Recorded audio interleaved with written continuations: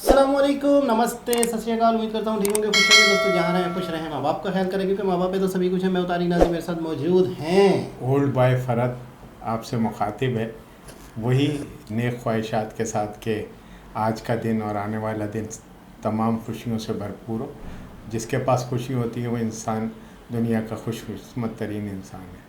जी हाँ, Simal Shaikh. Hello my YouTube family, कैसे हैं आप लोग? उम्मीद करती हूँ खैरियत से होंगे, जहाँ होंगे खुश होंगे, और जहाँ कहीं भी है जल्दी से आए चैनल को वॉच करें, सब्सक्राइब भी करें, वीडियोस को वॉच करें लाजमी। एनर्जी कहीं डाउन दिख रही हो हमारी तो थोड़ा सा हल्का हाथ रखिएगा क्योंकि रोज़ा है जी। तो चलते हैं वीडियो की जानिब। टाइटल है Pakistani against become champions in Beijing, IMF will give $1 10 crore to Pakistan. अच्छा, $1 बिलियन मिला है। मैं आ गई। वेलकम बैक नाजरीन। फिर से आ गए रे बाबा, इधर जहर खाने का पैसा नहीं है तो जा रे जा। पाकिस्तान को जहां कई मसाइल का सामना है तो उन्हीं में सर फहरिस्त मुआशी अदम इस्तेहकाम भी है, और यकीनी तौर पर पाकिस्तान को दरपेश मुआशी मसाइल हल करने के लिए फौरी हंगामी इकदाम की जरूरत है।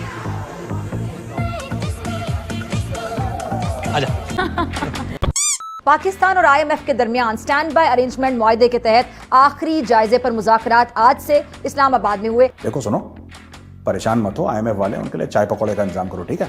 हो सकता है कुछ चिल्लड़ विल्लड़ तो दे दे। और आखिरी इक्तिसादी जायजे की कामयाब तकमील पर पाकिस्तान को $1 अरब 10 करोड़ मिलेंगे। 7 करोड़।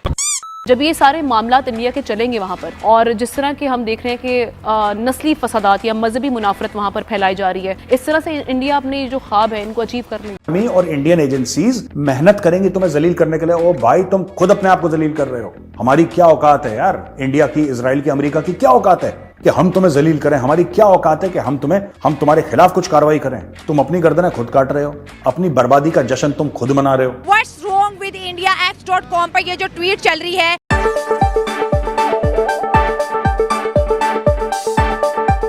इस चीज की मुझे सबसे ज्यादा हैरानगी हुई है और मैं समझता हूँ पाकिस्तान की इंतहाई फेल्ड डिप्लोमेसी है। साला ये दुख का खत्म नहीं होता बे।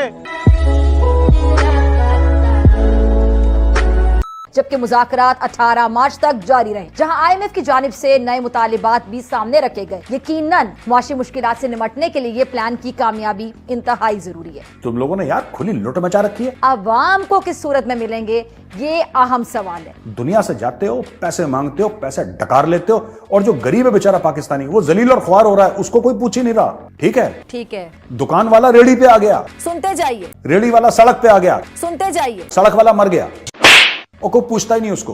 और मैं बता रहा हूं पाकिस्तानी कौम का बहुत बुरा हाल है। क्यों?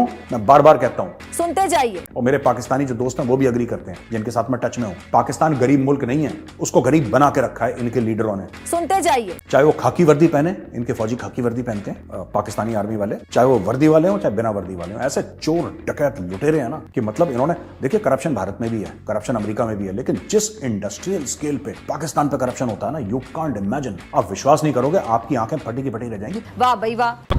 जो रेसिज्म है, ये जो रेसिस्ट कमेंट है इंडिया के खिलाफ जब भी सोशल मीडिया पर चलते हैं तो उन्हें ब्लॉक नहीं किया जाता बल्कि और ज्यादा प्रमोट क्यों किया जाता है? और अभी तो रुको, आखिर क्यों? पाकिस्तान से जहाज भर भर कर फकीर बाहर जाने लगे। क्या बात है। तो यही कुछ सूरत हाल है और बैरूनी मुल्क पाकिस्तानी फकीरों की तादाद सबसे ज्यादा हो गई।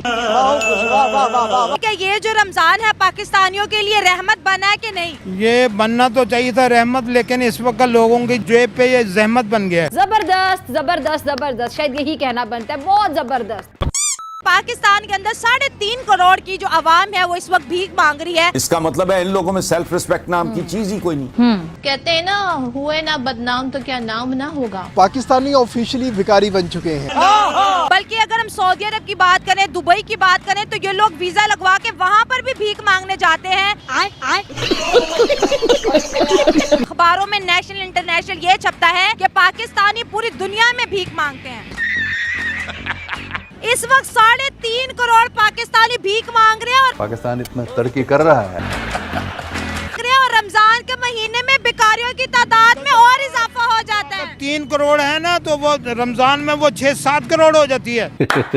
सुनते जाइए। क्या काम करते हो? मरूद वगैरह, फल वगैरह भी। अच्छा, ठीक हो गया, फल बेच। तो अवाम खरीद पा रही है कि नहीं खरीद पा रही? वहाँ से क्यों, आटा चीनी लाने से पैसे नहीं है, फल कहाँ से खाएगी? आपने सबसे पहले घबराना नहीं है।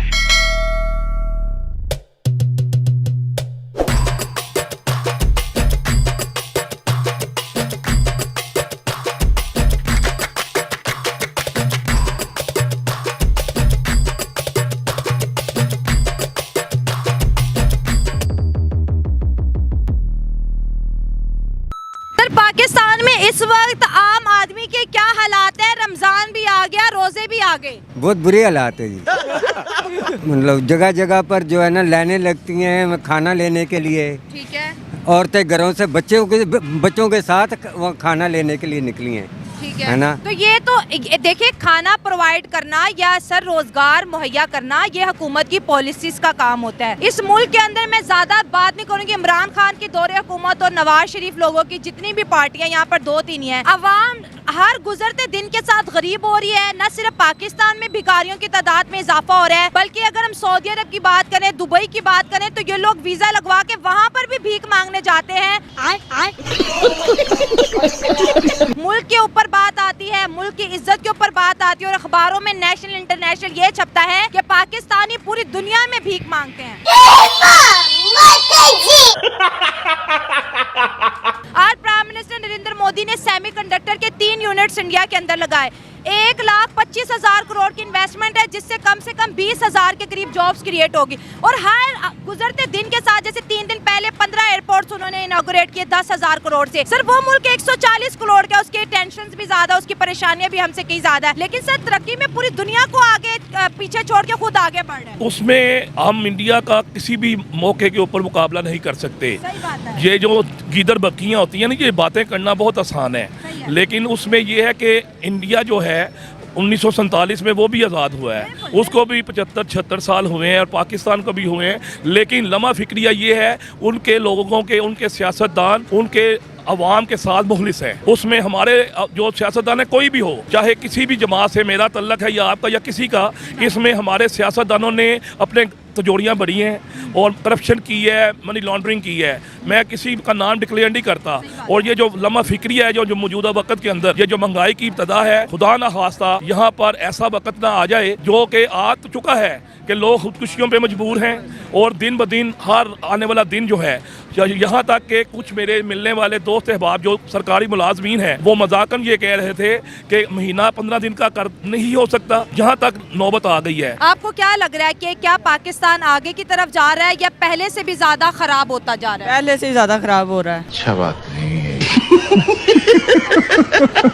क्या वजूहात आपको लग रही हैं? अखराजात कम करेंगे तो आगे जाएंगे। मुल्क के अंदर हुकूमत ने कोई प्रोजेक्ट लगाए हैं, कोई फैक्ट्रीज लगाई हैं जिससे नौजवानों को कोई काम रोजगार खा रहे हैं, खुद ही खा रहे हैं, अवाम को नहीं खिलाते। अच्छा, बस अवाम को नहीं खिलाते। आज अगर हम इंडिया की बात करें, वहाँ पर 3 सेमीकंडक्टर्स हब बनाए गए हैं, फैक्ट्रियाँ लगाई गई हैं, जिसमें इन्वेस्टमेंट भी आएगी, लोगों को रोजगार भी मिलेगा, मेड इन इंडिया को प्रमोशन मिलेगी।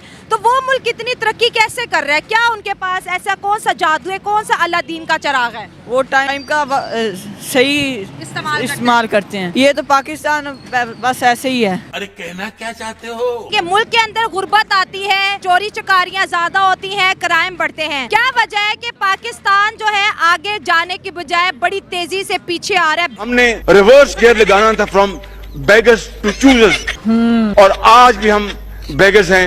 खुदा जाने हम चूजर्स कब बनेंगे। लेकिन मैंने ऐसा कभी नहीं सोचा मेरे साथ ऐसा होगा।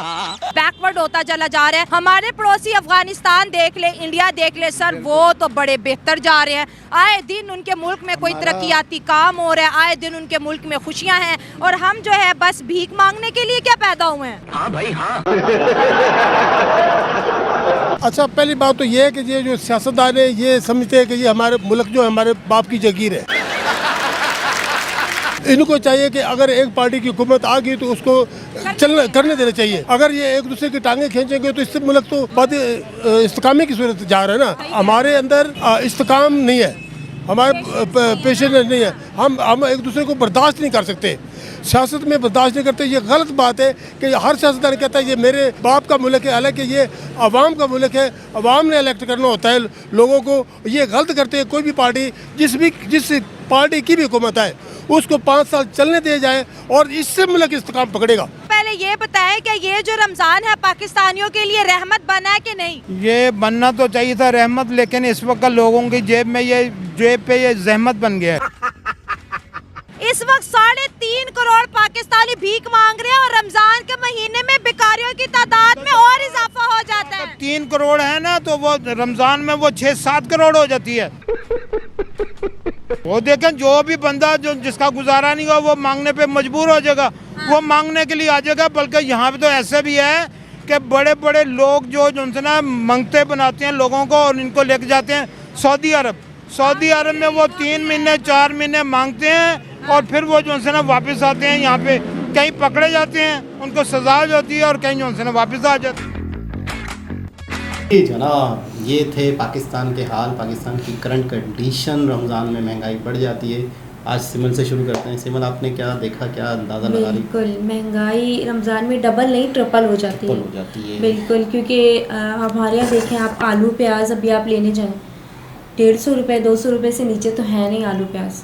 बताएं, बहुत ज़्यादा महंगाई हुई है, करप्शन बहुत ज़्यादा। जब महंगाई होगी तो करप्शन तो ऑटोमेटिक बढ़ ही जाता है। कल परसों कोई वीडियो देख रहे तो उसमें बता रहे थे कि 40 रुपए की 2 किलो प्याज, 40 रुपए की 2 किलो। कहाँ पे? इंडिया में। लेकिन हमारे यहाँ तो 220 230 ऐसे चल रहे हैं। ये तो भाई अच्छा। और उसमें भी वैरायटीज़ है।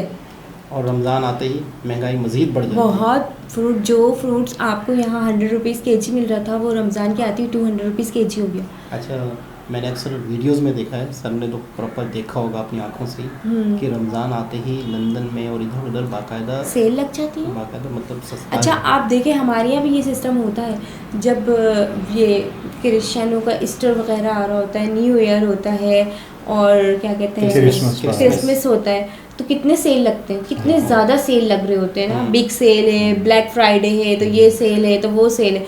लेकिन रमज़ान में क्यों महंगाई हो जाती है इतनी, जबकि रमज़ान में तो और सस्ता करना चाहिए। बिल्कुल ऐसा ही है। और ऐसी बात है। अच्छा, मैं एक चीज़ और सोचता हूँ कि जब आपकी सेल बढ़ रही है, ज़्यादा खरीद रहे हैं, तो आप अगर 2 रुपये कम भी कोई चीज़ बेच रहे हैं तो आपको तो नफ़ा होना ही है, क्योंकि आपकी जो फ़रोख्त है वो बढ़ जाएगी। चाइना की पॉलिसी है ना कि आप चीज़ सस्ती बनाओ, ज़्यादा बल्क में बनाओ, पूरी दुनिया के लिए और बनाओ। मुझे लगता है उनकी जो सेल है मेरे ख्याल से 4 या 5 गुना बढ़ जाती है।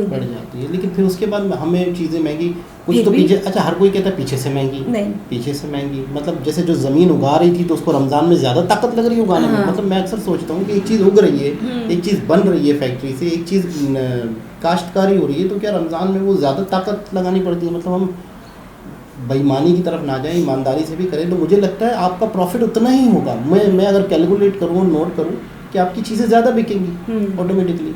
तो आपने कोई ऐसी देखा कि मतलब जैसे रमज़ान में बाहर कंट्रीज़ में बाकायदा रियायत दी जा रही होती है, ऐसा कुछ? अक्सर मैंने वीडियोस में तो काफ़ी देखा। तारिक, मसला ये है कि मसला ये तमाम चीज़ों का ओवरऑल मसला पहले तो यही है कि फिर हर वीडियो में ये बात कहना कि इंडियंस खुशकिस्मत हैं कि उनको सिंसियर लीडरशिप और वो भी उनके अंदर से जो कि अवाम के लिए काबिल कबूल है। ज़ाहिर है जब अवाम अपनी सिलेक्शन करते हैं और उसको अपने वोटों से मुंतखब करते हैं तो फिर वो लोग दोबारा भी अगर है, जैसे मोदी जी का है, मेरा ख्याल है 3रा टर्म चल रहा है, दूसरा है, तो उनकी वो जाहिर है कि उनको मौक़े इसीलिए मिले कि लोगों को उनका की तरफ से रिटर्न मिल रहा है।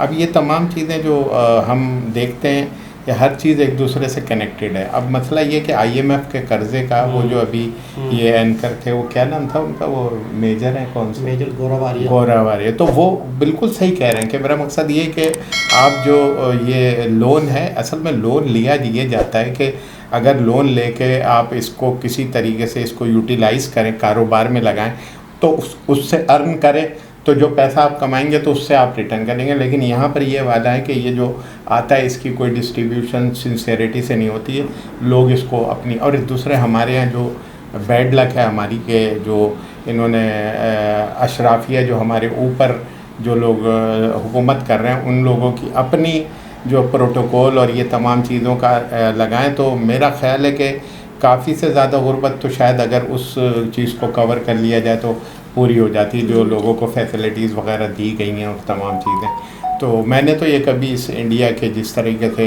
वज़रा वगैरह जाते होते हैं, ये 40-40 गाड़ियाँ और इस तरीके की, तो मेरा ख्याल है तुम भी देखते हो कि किस तरीके से। और फिर जो है मकसद यानी आप वो तो ज़िंदगी में तो छोड़ो, यहाँ तो ये रिटायरमेंट के बाद उसको ज़िंदगी भर ताहयात जो है वो फैसिलिटीज़ उसके लिए ऐसे। एक नॉर्मल शख्स है, उसकी अगर 30-40 हज़ार सैलरी है, वो सैलरी में से पेट्रोल डलवाता है। एक मिनिस्टर की या गवर्नमेंट की मतलब है कि उनको पेट्रोल कैसे फ्री दिया जा रहा है, जब एक आम है ना, मतलब नहीं दूसरे ये कि जब अब अगर मिसाल के तौर से चलो भाई आपका तेल निकल रहा है और सारे लोग खुशहाल हैं, तो फिर आप चलो भाई, और फिर ये कि कोई रिटर्न कर रहा है, वो तो यहाँ तो यानी आप अंदाज़ा करें कि एक तो रिटर्न नहीं है और उनके अखराजात और तमाम चीज़ों की वो देखें तो बस 12 एक को मतलब कितने मुलाजिम दिए जाते हैं, 10-10, 11 मुलाजिम दिए जाते हैं, और वो जो है उनकी गाड़ी है, पेट्रोल है, बिजली है, पानी है, और क्या क्या चीज़ें फ्री है। तो ये तो मतलब हम कोई इतने गरीब कंट्री है, तो हमारे यहाँ थोड़ी सी चेक एंड बैलेंस होना चाहिए। अच्छा, मैंने अभी सुना है कि शायद सरकारी मुलाजिमों की जो पेंशन थी वो ख़त्म कर दी गई है या हो रही है, ऐसा कोई? वो तो जाहिर है, देखो ना बात ये कि अब जो लोन देता है तो वो तो अपने जो है वो वापसी के लिए पूछता है ना कि आपसे, जैसे मिसाल के तौर से मैं तुम्हें लोन दूंगा तो मैं तुम्हारी स्टेबिलिटी देखूंगा कि तुम कितना कमाते हो जो मुझे वापस कर दोगे। तो तुम बताओगे कि मैं इतना कमाता हूँ, तो तुम कहोगे कि यार ऐसा करो, ये वाले खर्चे कम करो ताकि तुम्हारी जो इनकम में से कुछ बचे तो तुम मुझे वापस कर दो। वो फिर वो जब ये पॉलिसी ये शराइत लगाते हैं, तो ये पॉलिसी जैसे अभी आपके पास जो है ये बिजली, गैस और ये पेट्रोल ये महंगी क्यों होती जा रही है? क्योंकि अच्छा उससे आप एक ऐसे तबके पे लगाएं जिसको आपने फैसिलिटेट किया हुआ है, तो बजाय इसके उधर नहीं लगा रहे हैं, वो आपके ऊपर ऑलरेडी लगा रहे हैं और आप इस सरमायाकारों पे नहीं। हाँ नहीं सरमायाकारों पे भी छोड़ो, सरमायाकार तो चलो भाई यहाँ से सरमायाकार वाली तो वही वाली बात है, सरमायाकार तो जब कमाएगा जब उसको कुछ मिलेगा, तो सरमाया लगाने वाला देख रहा है कि यहाँ रिटर्न ही कुछ नहीं आएगा तो सरमायाकारी कैसे होगी? तो बात ये है कि उसके अंदर सिचुएशन यही है कि आप इसको अपनी एक्सपोर्ट बनाएं, इनका वो यानी इंपोर्ट करना आसान है, लेकिन जब आप कोई दुकान में से कोई चीज़ बिकेगी तो इनकम आएगी ना। तो अब आप दुकानें जो है खरीदे जा रहे हैं, तो उसके बाद उसका वो कुछ नहीं कर रहा, फिर ये कि कर्ज़ों पे कर्जे यानी, और कर्जा भी ऐसा ले रहे हैं कि जो कर्जा लेते हैं वो उसे पेमेंट कर रहे हैं, वो उन्हें सैलरी में नहीं, और दूसरा वो जो पुराना है उसको उस कर्जे को देने के लिए इस्तेमाल, तो हम बिल्कुल नीचे जाते हैं। वो तो हो रहा है ना मेरा, ये ऐसा नहीं था। ये अगर आप इससे पहले कोई 30-40 साल पहले का पाकिस्तान तो इस तरीके का नहीं था, ये तो और लेकिन अब ये है सोशल मीडिया से लोगों को अवेयरनेस आती जा रही है, सोशल मीडिया से लोगों को हकीकत पता चल गई। हकीकत हाँ, ये सोशल मीडिया का ज़माना, क्योंकि ये ओपन है, हर चीज़ जो है आपके नोटिस में है और आपकी अप्रोच में है, तो ये दुनिया भर में सब लोग, चलो हर कोई आदमी बाहर तो नहीं जा सकता, इंडिया तो नहीं जा सकता है या दूसरे कंट्रीज़ में तो नहीं जा सकता, वो तो अपनी कंट्री में देख रहा है, वो तो ये कहेगा कि शायद ये सब कुछ है, लेकिन पता ये चलता है ऐसा नहीं है। वहाँ पर लोगों को यानी बिजली वहाँ इंडिया में कई जगह फ्री कर दी है, वो एजुकेशन के अंदर 200 से 300 यूनिट तक फ्री है। अब यहाँ पर आप देखें कि इस वक्त दुनिया की सबसे महंगी तरीन बिजली पाकिस्तान यहाँ तो 100 यूनिट होते हैं और 3000 का बिल पक्का है। बस 200 यूनिट या कई जगहों पे 500 यूनिट और 300 यूनिट तक बिजली फ्री है। मैंने बहुत खुशनसीब बात है। इस तरह अक्सर वीडियो में सर कहते हैं कि आप लोग बहुत लकी हैं। हाँ, ये तो असल में बस ये है कि हमारे यहाँ वो लीडरशिप का फुकदान है और बहुत सी चीज़ें हैं। अभी क्या वही वाली बात है कि अपनी वो जो है उम्मीद कर सकते हैं, दुआ कर सकते हैं कि यहाँ भी हालात बेहतर हों। दोबारा किसी और वीडियो के साथ आपसे मुलाकात होती है, जब तक के लिए लाभ।